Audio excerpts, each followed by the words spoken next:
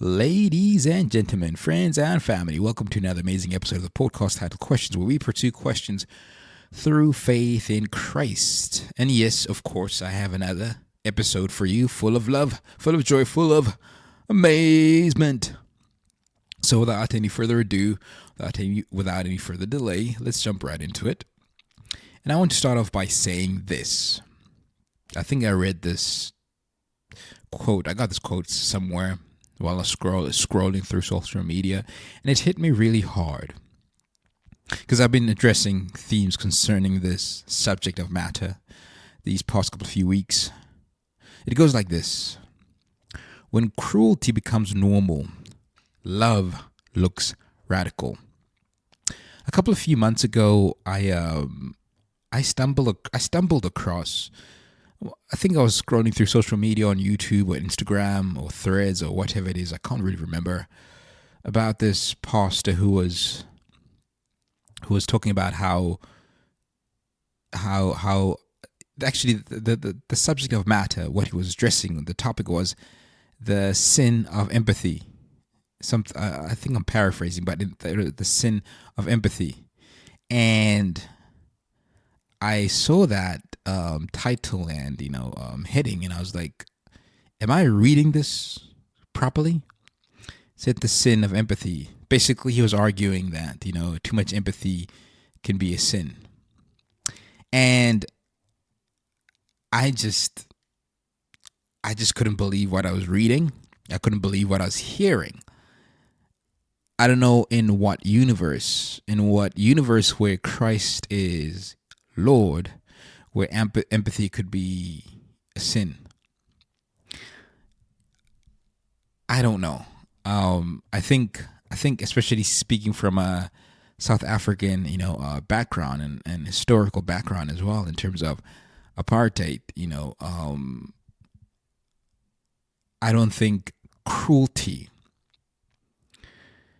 and not showing empathy, equals Christ. Absolutely not. On the contrary, Christ was crucified for being radically compassionate. Quote unquote, how when the Pharisees threw a woman caught in the act of adultery and they wanted to stone her to death. Like, I want you to let that sink in and think of it in our contemporary, in a contemporary setting, to contemporary society, that imagine, because I know it's a bit bizarre now, imagine somebody being pulled out in the street in 2025 in your neighborhood, and they say, hey, let's stone this woman, we just caught her being unfaithful to her husband. We would all freak out. The only reason why we would all freak out, because that's not normal, right? It's not normal. But in that context where these Pharisees threw a woman caught in the act of adultery, them stoning a woman for just being unfaithful was just normal. So cruelty in that context is normal, just stoning. But Jesus had compassion on this woman, and obviously, if you probably know the story. He said, if any of you are without sin, any wrongdoing, be the first to stone her. Jesus restored her and showed her compassion. So Jesus was radical in compassion. He was called the friend of sinners. And I look at, and I spoke about this. I don't know why this has been on my heart recently. I don't know why, in terms of our South African history, in terms of how the cruelty of apartheid was normal. It was normal. People were still going to church every Sunday, praising God, Monday to Monday, singing to the Lord. I'm sure those who were advocating for apartheid were praising God, praying to God, that they, in the name of God, that they may be able to get all these black people out of the cities, and maybe in their own sick, twisted way, they thought they were doing the right thing. So my point is that when cruelty becomes normal, love looks radical. And when love looks radical, it's kind of like, that's too much. It's empathy. Empathy's too much. The sin of empathy. You cannot be too empathetic. You cannot be too compassionate. And it scares me. It really does. It scares me. It scares me. For me, it's not the norm. I'm sure it's a small minority of people who are that extreme to think, empathy could ever be a sin. We all know what empathy means, right? For me, when I was a kid, We were taught, like how we were taught the difference between sympathy and empathy. Like we were always told when I was a kid. I think this was life orientation. That was a subject in class. I don't remember where I learned this. Or that could be in college. I don't remember, but it's been a while. I'm getting old. The idea was sympathy is when you feel sorry for someone. You just feel sorry for them. So, oh man, I'm so sorry. Too bad. Or like, oh, somebody comes to you. Oh, I'm hungry.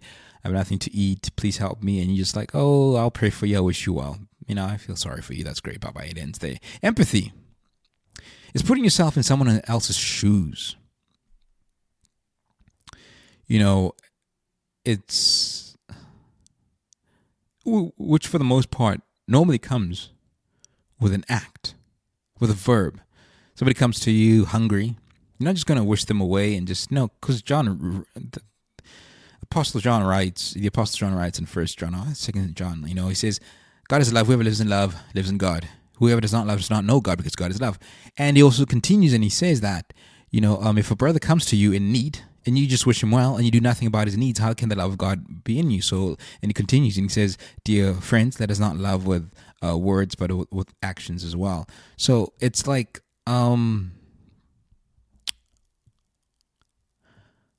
empathy is more than just feeling sorry for somebody. It's putting yourself in their shoes. Somebody comes to you hungry. You're a human being. With compassion, you try to help them, right? You try to do something about their circumstances. That's empathy. I don't see how that can ever be a bad thing. How can empathy or compassion ever be a bad thing? The fruits of the Spirit, love, joy, peace, faithfulness, self-control, forbearance, patience, kindness. I think about all those beautiful virtues and how could they ever be a bad thing? I just don't understand. I think they become, a lot of people may see them as bad because they have normalized cruelty so much that, no, you just cannot show too much compassion. I mean, you look at what's happening around the world and how a lot of people's human rights are violated. Some people don't bat an eye because it's become the norm. But the moment you try to show compassion or stand up for the vulnerable, the marginalized, becoming the voice of the voiceless, you are met with, hostility because you are radical. You're showing compassion, too much compassion. You're being empathetic. You need to show force. You need to be cruel. And sadly enough, cruel acts of cruelty are justified using God's word. And something that can also be said, with apartheid, it's the same thing.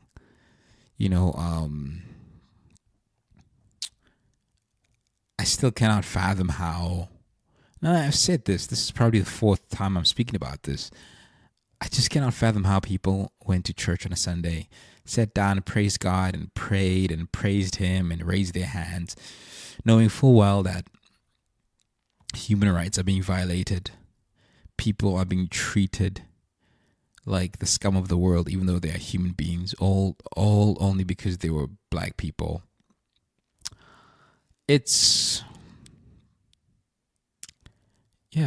think it's crazy. Excuse me for saying this, I think it's ridiculous. Empathy can never be a sin. Compassion can never be a sin.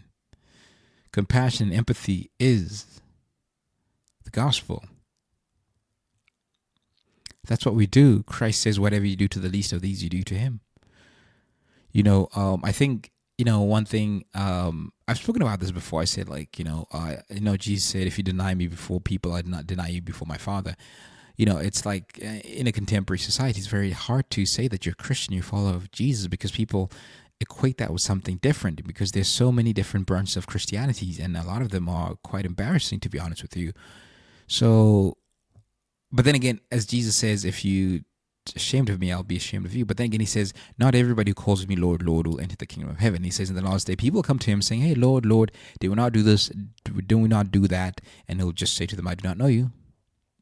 And in another instance, it's where Jesus, separates the sheep and the goats in that parable, and he puts his people on the right, and he puts he's not people, if that's even a term, he's not people on the left.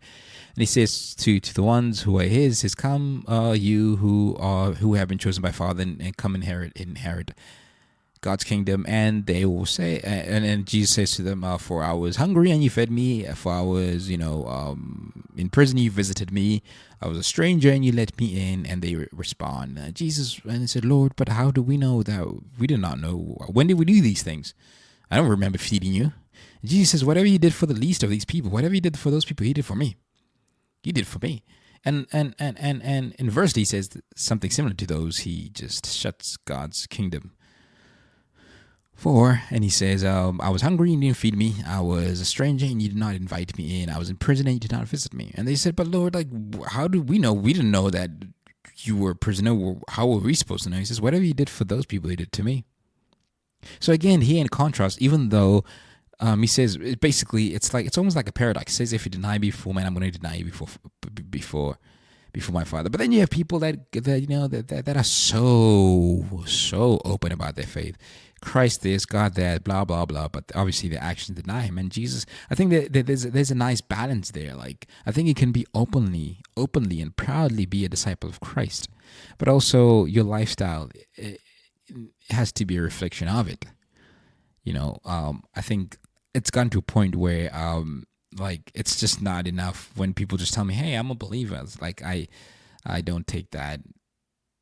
Like, I just take that at face value. I'm like, okay, great. Like, to me, I think it's more than that. Character, how you treat people.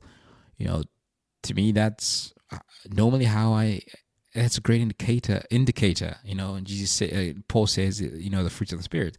Christ says, speaking of the false prophets, it's by their fruits that you will know them. And I was like, okay, it's more than what just people say.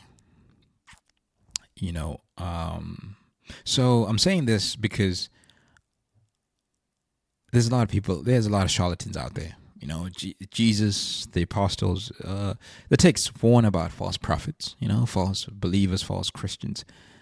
And I think I'm going to just throw the empathies of sin people in that category too. Compassion is a bad thing. We have to be cruel. Like, no, absolutely not. Christ was not cruel. If anything, the only time Jesus was ever aggressive is when he flipped the tables of people who were making, who were merchandising God's sacred place. Or anytime he was angry, he was at the hypocrites, people who were pretending to love God yet were full of deceit and all kinds of evil. It's never a bad thing to show empathy, to show love, and to show compassion. That is the whole point. Paul says in Corinthians 13, only three remain: faith, hope, and love. And the greatest of these are love. Paul says you can possess all knowledge and all everything and have this and be the best in the world, but if you don't have love, it means nothing. He says you can speak in all kinds of languages of angels, perform miracles, and do what? You can fly to the moon and back. You can turn the world upside down into squares. If you don't have love, it means nothing. It means absolutely nothing. Nothing. Jesus says before he leaves, if you love one another, only then will people know that you're my disciples. He did not say, hey, if you say empathy is a bad thing, people know that you're my disciples. He didn't say if you call yourself a Christian, people know that you're my disciples. He just basically said, man, he just said that if you love one another, only then people know you're my disciples. Basically, the true mark of being a follower of Christ is loving your neighbor. It's as simple as that. And don't ever feel like you will never be in the wrong for having empathy. You will never be in the wrong for showing kindness and compassion, because people want to justify their cruelty. Just like the Pharisees and the scribes, they try to justify their cruelties by saying, no, we are following the law of Moses. They're telling this to Jesus, we ought to stone this woman. We are following the law of Moses. We ought to stone her. That's what the law requires. That is what the law requires. We ought to be cruel. We ought to stone her to death for just committing adultery. Just please let that sink in. Imagine just a random lady gets thrown in front of you, and people say, we need to stone her. Today, right now, at this moment, as you listen to this, let that sink in. You just cannot comprehend it when you think about it, because it's just not normal, right? But for the Pharisees, it was normal. It doesn't matter what the law said. Like, these people were going to grab stones and throw stones at a lady. Can you fathom that? They had no compassion. They showed no empathy.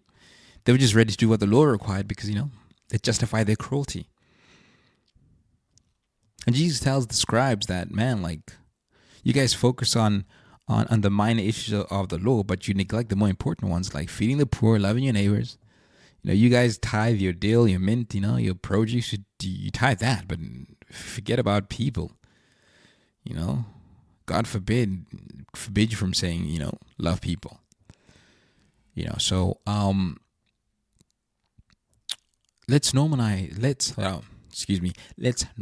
compassion. Let's normalize. I don't know why I'm chewing my words, but let us normalize compassion. Let us I'm struggling to speak. Let us normalize empathy. I just had to crack my neck right there. I feel a lot better now. I don't know if you heard that crack, but I just cracked my neck. If you heard it, that would be really cool. I'm actually going to replay it back for myself. So I don't know what else to say. I'm just going to say show love and compassion. And thank you for listening. Make sure to follow me on Instagram. And go on my YouTube page. Go on my website, princemakoko.com, princemakoko.com. I'm going to say it again, princemakoko.com. That's where you can find my YouTube. You can find links to my other, podcast sites, Apple, Spotify, iHeartRadio, wherever. And you can find me on Instagram, and make sure to shoot me a DM of what you'd like me to discuss. Thank you.